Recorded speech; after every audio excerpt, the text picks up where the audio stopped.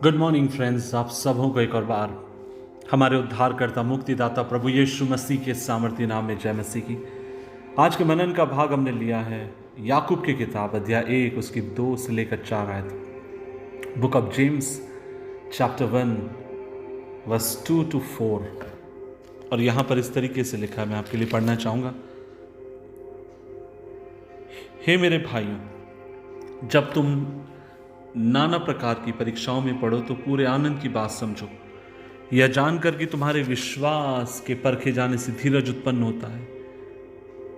पर धीरज को अपना काम पूरा करने दो कि तुम पूरे और सिद्ध हो जाओ और तुम्हें किसी बात की घटी ना रहे।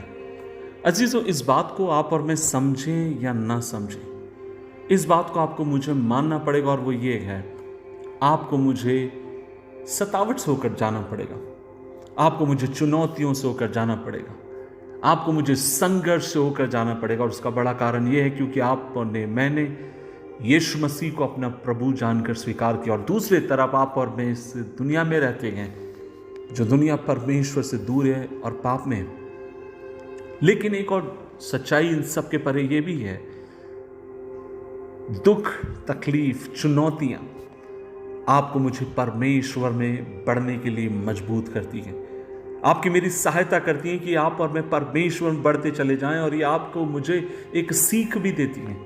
आज ही मैं किसी महान परमेश्वर के दास से बात कर रहा था, और उन्होंने इस प्रकार से कहा कि इस लॉकडाउन के समय जितना परमेश्वर ने मेरे विश्वास को बढ़ाया उससे पहले नहीं बढ़ाया, क्योंकि वे बहुत बड़े स्कूल के मालिक हैं और कहते हैं मेरा स्कूल बंद हो चुका है, फीस नहीं है देने के लिए, फीस नहीं आ रही है, पैसे नहीं है टीचर्स को देने के लिए। और वो कह रहे हैं कि इन दिनों में इतना संघर्ष हो रहा है कि समझ में नहीं आ रहा किस तरीके से अपने जीवन को काटे।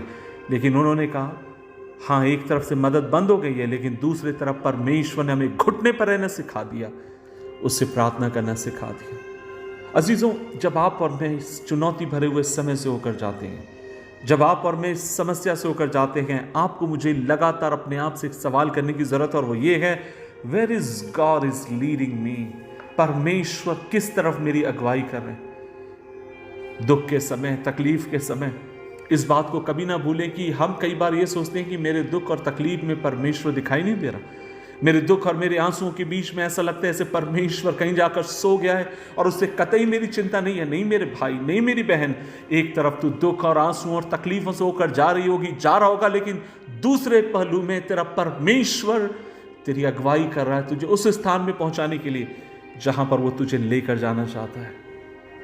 आपका काम क्या है?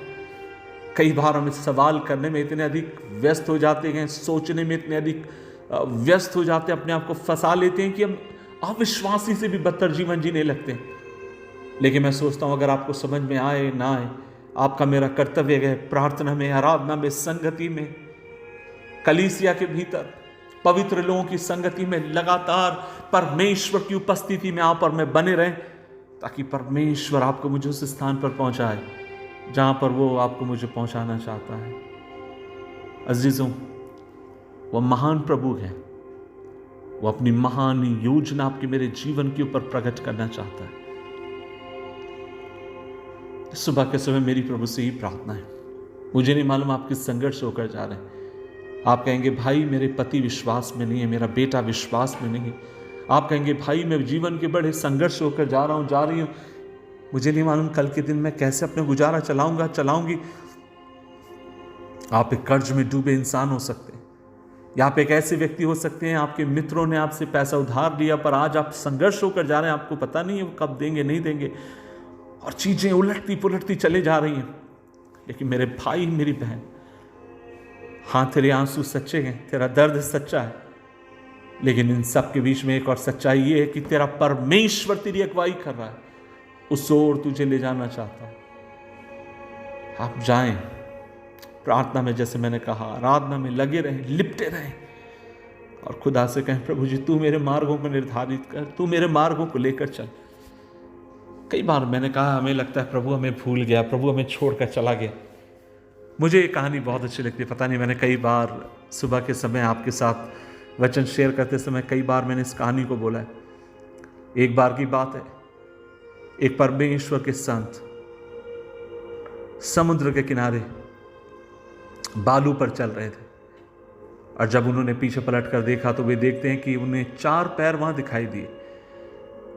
थोड़ी दूर जाने के बाद उन्होंने परमेश्वर के वचन का प्रचार किया और मसीह विरोधी उन्होंने बहुत मारा और उन्हें पटक कर चले गए।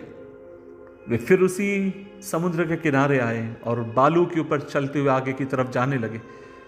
और जब उन्होंने पीछे पलट कर देखा, पहले जब उन्होंने देखा तो उन्हें 4 पैरों के निशान दिखाई दिए, 2 उनके और 2 उन्हें लगा परमेश्वर के।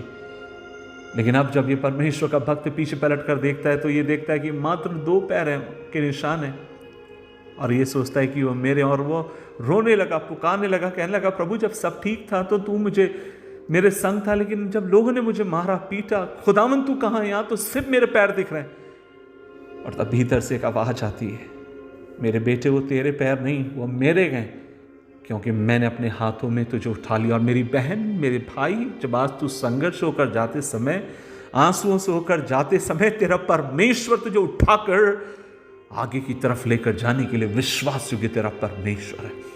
अपनी आंसुओं को पोंछ, उठकर एक और बार खड़ा हो जा, उठकर एक और बार खड़ी हो जाए इस विश्वास के साथ, इस दर्द और तकलीफ के बीच में your God is leading you, not an man is leading you.